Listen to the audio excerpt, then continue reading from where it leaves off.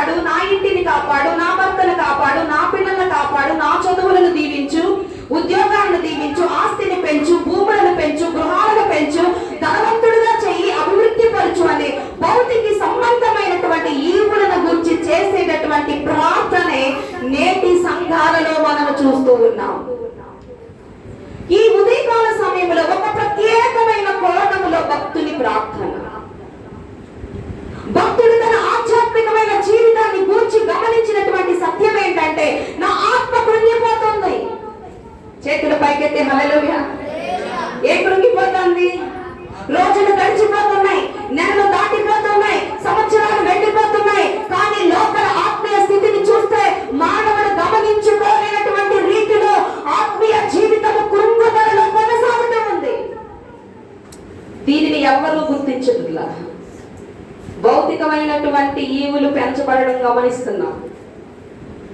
ఈ సంవత్సరం మన జీతం 20,000 అయితే నెక్స్ట్ ఇయర్ 22,000 అవ్వచ్చు, లేకపోతే గత సంవత్సరం 20,000 అయితే ఈ సంవత్సరం ఎంత పెరిగింది? ఏదో పెరుగుతుంది. పోయిన సంవత్సరం కంటే ఈ సంవత్సరం కాస్త బెటర్. భౌతిక సంబంధమైన ప్రతి ఈవెని కూడా మనం అంచనా వేసుకుంటూ గత సంవత్సరం కంటే, గత కాలం కంటే, గత దినాల కంటే నేను బెటర్ వేలో ఉన్నానని భౌతిక సంబంధమైన సిచ్యువేషన్స్ మనం చూసి గమనించుకుంటున్నాం. ఈ ఉదయకాల సమయంలో దేవుని ఆత్మచేత రక్షణ పొందినటువంటి దేవుని సంఘాన్ని దేవుడు ప్రశ్నిస్తున్నాడు. ఆత్మలో సంఘమైన నీ జీవితం ఎలా ఉన్నది? ఆమేన్. అది కృంగిపోయిందా? అది బాగుగా ఉన్నదా? అది ఉచ్చరించబడుతుందా? ఉజ్వలముతో ఉందా?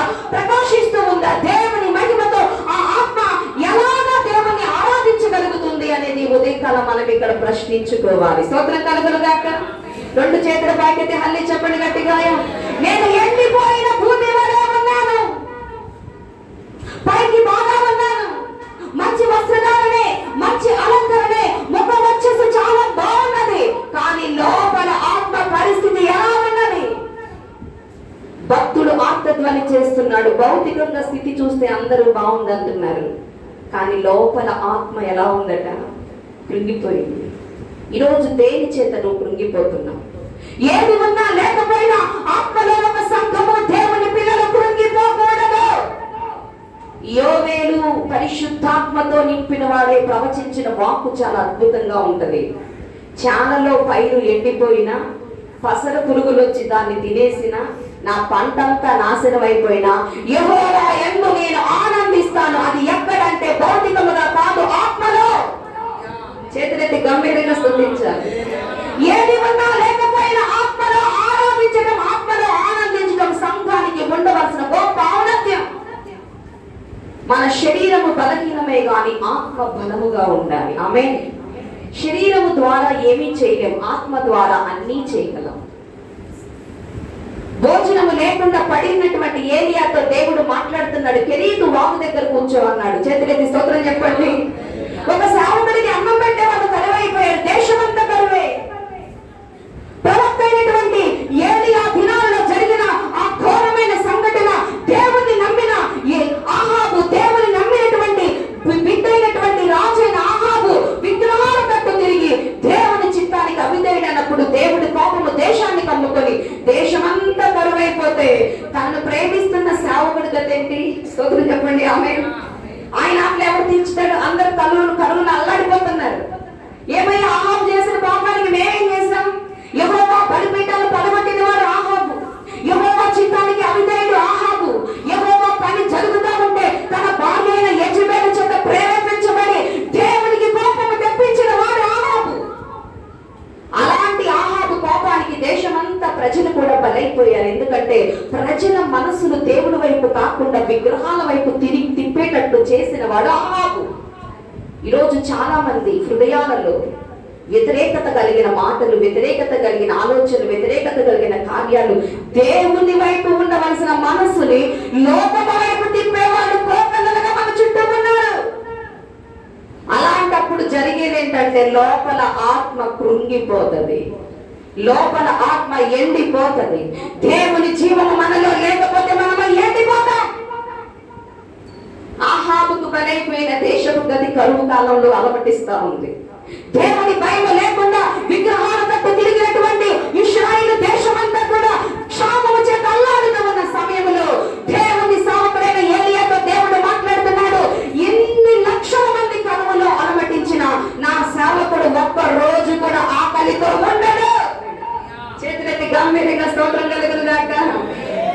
నువ్వు వెళ్ళి కెరీతు వాగు దగ్గర కూర్చోంటే అక్కడ ఎవరు ఉంటారయ్యా? ఎవరన్నా ఒక ఇల్లు ఉంటే ఆ ఇంటికి వెళ్ళమంటే కాస్త భోజనం పెడతారని నమ్మకం ఉంటది. వాగు దగ్గర కూర్చొని నేనేం చేయాలి? ఆ వాగు దగ్గరికి వెళ్తే ఎవరు నన్ను కనిపెట్టుకుంటాడు? ఎవరు నాకు ఆహారం పెడతారు? మనం శరీరంతో ఉన్నప్పుడు ఒక్క పూట తింటేనే 2 పూటలు తినకపోతేనే నీరసం వచ్చేస్తుంది కదా. అసలు ఆహారం ఎవరు అందిస్తారు? దేశంలో ఎక్కడ ఆహారం లేదు అని కుమిలిపోతున్న సమయంలో దేవుడు చెప్పిన ఏకైక మాట, నోరు మూసుకొని నీ కెరీతు వాగు దగ్గర కూర్చో, ఏం జరిగిందో కళ్ళారా తర్వాత చూడు. వెళ్ళిపోయాడు. స్తోత్రం చెప్పండి. ఈ రోజు ఒక మాట చెప్తా, దేవుడు ఏ పరిస్థితి మనకు ఆపాదించిన మౌనముగా ఆయన చిత్తము చెయ్యాలి. ఆమేన్. ఈ ఉదయకాల సమయంలో నీ కుటుంబానికి దేవుడు, నీ జీవితానికి దేవుడు ఎలాంటి పరిస్థితి ఆపాదించినా దేవుని పిల్లలమైన మనకు దేవుడు నేర్పించేది మౌనముగా ఆయన కార్యాన్ని చూడటమే. కెరీతు వాగు దగ్గరికి దేవుడు చెప్పినట్లుగా వెళ్ళిపోయి ఆ వాగు దగ్గర కూర్చున్నాడు. ఏం జరిగిందో ఎవరికీ తెలియదు. దేవుడు చెప్తున్నాడు, ఒక అద్భుతం చేస్తున్నాను, మనుషులు కదా నీకు ఆహారం పెట్టేది, కాకులు వస్తాయి. స్తోత్రం. ఏమిటి కాకి బుద్ధి ఎలాంటిది? కాకి బుద్ధి ఎలాంటిది? అది లాక్కునే స్వభావం, ఎవరికి ఇచ్చే స్వభావం కాకిది కాదు. పిల్లలు రోడ్డు మీద ఒక బిస్కెట్ తింటే పాడు కాకి ఏం చేస్తుంది? దొంగచాటగా వెనకాల వచ్చేసి చేతుల్లో లాక్కొని వెళ్ళిపోయే స్వభావంగా ఉంది.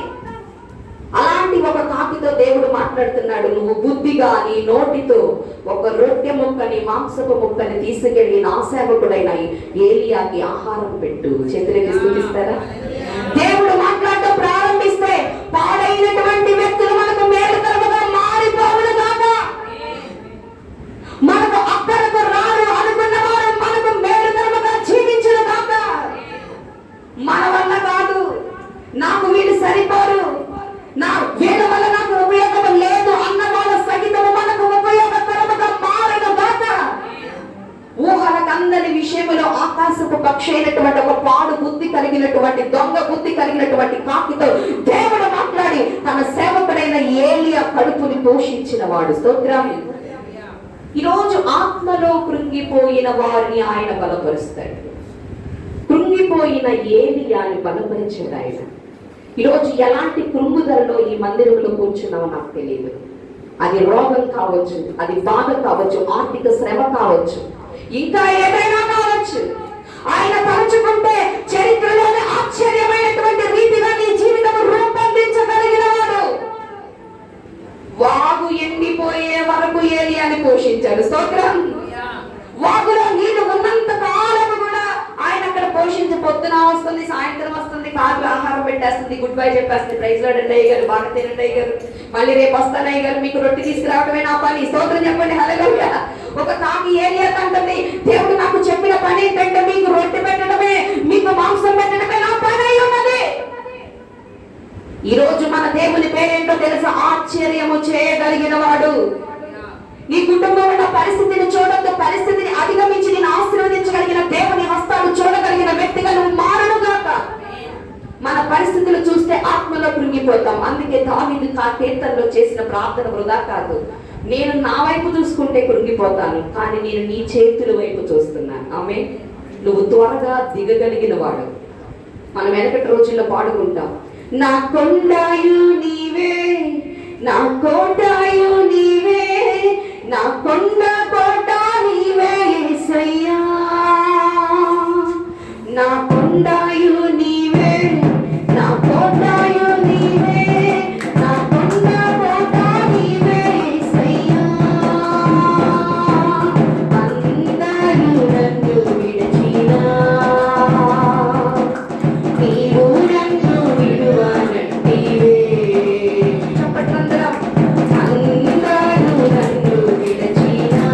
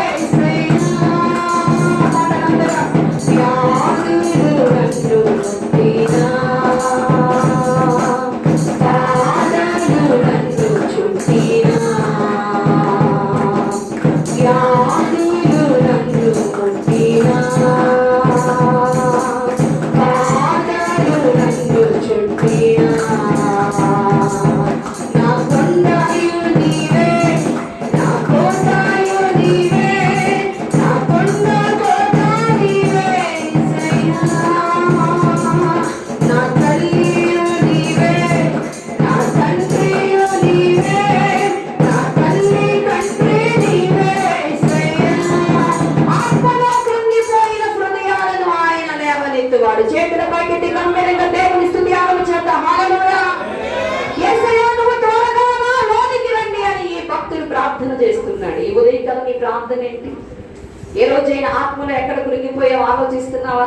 రక్షణ పొందావు, మారు మనసు పొందావు, దర్జాగా బైబిల్ పట్టుకొని ప్రార్థనకు వస్తున్నావు, కానీ బయటికి మాత్రం ఆర్భాటంగా ఉన్నాం. కానీ ఆత్మ ఎలా ఉంది? అది దేవునిలో ఉందా? దేవుని చిత్తములో ఉందా? ఆయన సహవాసములో ఉందా?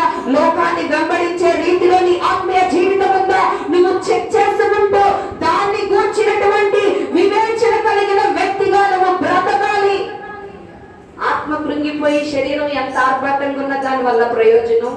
యేసు ఒక మాట చెప్పాడు, ప్రభువా ప్రభువా అని నన్ను పిలుచువాడు నావాడు, ప్రతివాడు నావాడు కాదు. మరి ఎవరండి నీ వాడు? పేరుతో ప్రభువా అని పిలిచేవాడు కదా, ఆత్మలో నేను కలిగిన వాడు నావాడు. ఆమేన్. ఎవరి హృదయాల్లో యేసు కలిగి ఉంటారో వాళ్ళు ఆయన వాళ్ళు. పేరుతో పిలిచేటటువంటి రీతిలో ఎంతో మంది ఉన్నారు ఈ ప్రపంచంలో. యేసు ప్రభు అంటే అందరికీ అభిమానమే. భూమి మీద మనం చూస్తున్నాం, ఈరోజు ఎక్కడ చూసినా కూడా యుద్ధాలే. నిన్నెవరో పెద్ద ఆయన అంటున్నారు, అమ్మ మనకు రాకడ చాలా దగ్గరగా ఉంది సుజాతమ్మ అన్నారు. స్తోత్రం. నేను అదే ఎదురు చూస్తున్నాను అయ్యగారు. స్తోత్రం కలుగునుగాక. ఎక్కడ యుద్ధాలు జరిగినా మన భారతదేశానికి ముప్పు వచ్చేస్తుంది. ఏ వస్తువు కొన్నా ఎంతో రేట్లు. ఏంటంటే అక్కడ యుద్ధం జరుగుతుంది కాబట్టి ఇక్కడ మనం ఏమైపోతున్నాం అంటే ఎక్కడ ఎవడు కొట్టుకు తెచ్చినా సరే మనకే బాధలు. నేను అనుకున్నా అసలు ఈ బాధలన్నీ ఎందుకంటే ప్రభు తొందరగా వచ్చేస్తే స్తోత్రం కలుగునుగాక. హల్లెలూయా. ఏ బాధ మనకుండదు. ఆయన నిత్యత్వములో మనం ఆనందిస్తాము. ఆ నిత్యత్వంలో ఆనందిస్తామని నిరీక్షణ కలిగి ఉంది కాబట్టి ఆత్మలో కృంగుదల ఉండకూడదు. ఆమేన్. ఏ స్థితిగతులు మనకు దేవుడు ఆపాదించిన వాటిని విశ్వాసంతో స్వీకరించాలి. సంతోషం ఇచ్చిన, సమాధానం ఇచ్చిన, దుఃఖం ఇచ్చిన, మన లోపల వేదన ఉన్నా సరే దాన్ని పక్కన నెట్టేయాలి. ఆమేన్. ప్రపంచంలో ఏ మనిషి మనకు వేదన కలిగించిన దాన్ని అసలు లెక్కే చేయకూడదు. స్తోత్రం. ఏం చేయాలి? ఆత్మలో కృంగిపోయిన మన ఆత్మలో ఆయన కృప బలపరచగలదు. అందుకని కృంగిపోయినటువంటి ఏలియాని ఆత్మలో బలపరిచి మరలా తన ప్రయాణాన్ని దేవుడు కొనసాగించాడు. నీ కృంగుదల ఎక్కడైతే ఉందో అక్కడ ఆగిపోతున్నాడు. దేవుని వాక్యం చెప్తా ఉన్నా. అందుకే నీ చేతుల వైపు నేను చూస్తున్నాను, నువ్వు త్వరగా నా దగ్గరికి దిగిరా. దేవుడు దిగొస్తే ఏమవుతుంది? ఒక అద్భుతం జరిగింది. స్తోత్రం. యేసు ప్రభు సిలువ వేయబడి వెళ్ళిపోయిన తారోహణమై వెళ్ళిపోయిన వలీం కొండ దగ్గరికి అందరు ప్రజలందరూ చూస్తున్నారు. శిష్యులు కూడా ఉన్నారు అక్కడ. నేను వెళ్ళిపోతున్నానని మీరు భ్రమపడద్దు, మరలా వస్తాను. నేను వచ్చే వరకు మీరు ఏం చేయాలి? కనిపెట్టుకుంటా ఉండి. ఇదే కదా ఆయన చెప్పి అపోస్తలుల గారి మొదటి అధ్యాయంలో, నేను వెళ్తున్నానని మీరు విభ్రాంతి పడద్దు, నేను ఎలా వెళ్తున్నాను ఎలాగే వస్తాను. వాళ్ళు వెంటనే చకచకా వెళ్ళిపోయి 120 మంది ఆ మాటను నమ్మిన వాళ్ళు ప్రార్థన చేస్తున్నారు. ఎట్లా వస్తాడు వస్తానన్నాడు కదా. ఇప్పటి వరకు శారీరకంగా మన మధ్యలో ఇప్పుడు సిలువ వేయబడ్డాడు, మరణించాడు, పునరుద్ధానికి ఆయన మనం తాకలేం. ఎందుకంటే మహిమలోకి వెళ్ళిపోయాడు ఆయన. ఆమేన్. యేసు వాళ్ళు కనబడుతున్నాడు కానీ వాళ్ళని తాకలే. వీళ్ళు వెళ్ళి ఆయనను తాకలేదు. ఎందుకంటే ఇప్పటి వరకు శరీరంతో ఉన్నప్పుడు ఆయన రాసుకున్నారు, చూసుకున్నారు, పక్కనే తిరిగారు. కానీ మహిమా స్వరూపం వచ్చిన తర్వాత వల్లీవ కొండ మీద నుంచి వెళ్ళేటప్పుడు దూరంగా చూస్తున్నారు, దగ్గరికి వెళ్ళలేము. ఎందుకంటే మట్టి శరీరాలు మహిమను తాకలేవు. అందుకే యేసు అంటున్నాడు, మీరు నన్ను తాకాలంటే ఇప్పుడు కుదిరేదని, మళ్ళా వస్తాను, అప్పుడు మీరు నేను ఏకమైపోతాం. ఆమేన్. అది సంఘానికి ఇచ్చిన దేవుడి రహస్యం. ఈరోజు ప్రభు మనతో మాట్లాడుతున్నాడు. ఆ ఒలీవ కొండ మీద నుంచి ఆయన వెళ్ళిపోయేటప్పుడు చెప్పిన మాటలు విన్న శిష్యులు, ఆ మాటను అంగీకరించిన వాళ్ళు ఒక మేడ గదిలో కూర్చొని ఏం చేశారంట? మా కోసం మీరు దిగిరండి అయ్యా అని ప్రార్థన చేయగానే ఏం చేశారు? ఆత్మతో వచ్చేసారు. ఇప్పుడు చెప్పనా, అప్పటి వరకు కృంగిపోయిన ఆత్మలన్నీ ఉజ్జీవపరచబడ్డాయి. హల్లెలూయా. నీ లోపల ఆత్మలోనికి దేవుని ఆత్మ వస్తే కృంగుదల పోతది. నువ్వు ఎవరిని బట్టి కృంగిపోయావో, ఏ మనిషిని బట్టి కృంగిపోయావో, ఏ మాటను బట్టి కృంగిపోయావో, ఏ ప్రవర్తన బట్టి కృంగిపోయావో, యేసు గనుక నీ ఆత్మలో ప్రవేశిస్తే ఆ కృంగుదలన్నీ నాశనమగులుగాక. అప్పుడు ఉజ్జీవపరచబడి అబద్ధాలాడిన పేతురు నడివీధిలో నిలబడంటున్నాడు, సిలువ వేసింది మనమే రా అని చెప్పాడు. ఆమేన్. ఎక్కడ ధైర్యమైనది? ఆత్మలోనికి ఆయన మహిమ ప్రవేశించినప్పుడు ఒక మట్టి కటమే మహిమకరముగా మారిపోయి ప్రకటన చేయబడింది. ఈరోజు అదే దేవుని వాక్యము మన ఆత్మలో ప్రవేశిస్తే మన కృంగుదలంతా తొలగిపోతుంది. స్తోత్రం. ఎక్కడో విచారం, ఎక్కడో ఏదో లేమి. ఎందుకు లేమి అంటే దేవుని ఆత్మ మనలో లేనప్పుడు కృంగుదల. ఉదయకాలము దేవుడు మనతో మాట్లాడుతున్నాడు. కృంగిపోయిన నీ ఆత్మను బలపరిచేది దేవుని ఆత్మ. అది రావాలని మీరు కోరుకున్నట్లయితే అది ఎక్కడికి వచ్చేస్తుంది? ఎవరు కోరుకున్నా, యేసయ్య చెప్పాడు కదా, మీరు ప్రార్థన చేస్తే నేను రాను, నువ్వు చేస్తే వస్తావని చెప్పాడా? ఎవరైతే నన్ను అంగీకరిస్తారో వాళ్ళందరు లోపలికి వచ్చేస్తాను. యోహాను సువార్త 15 అంటాడు, నా యందు ఎవరు నిలిచి ఉంటారో నేను వారి యందు నిలిచి ఉంటాను. స్తోత్రం చెప్తారు గట్టిగా. ఎవరు నాలో ఉంటారో నేను వాళ్ళలో ఉంటాను. భక్తులు యేసన్న గారు మినిస్ట్రీ కూడా పాట పాడారు కదా, నిజమైన ద్రాక్షవల్లి నీవే, నా సంతోషము నీలోనే, నిజమైన ద్రాక్షవల్లి నీవే, నిత్యమైన సంతోషము నీలోనే, శాశ్వతమైనది ఎంతో మధురమైనది, నాపైనది ఉన్న ప్రేమ, ఎనలేని ప్రేమ, ఎనలేని ఆయన ప్రేమ మన మీద అపారముగా ఉంది. కాబట్టి కృంగిపోయి కూర్చుంటే మనల్ని చూస్తే ఆనందించే దేవుడు కాదు, మనల్ని కృంగుబాటులో నుండి లేవనెత్తేవాడు. ఆమేన్.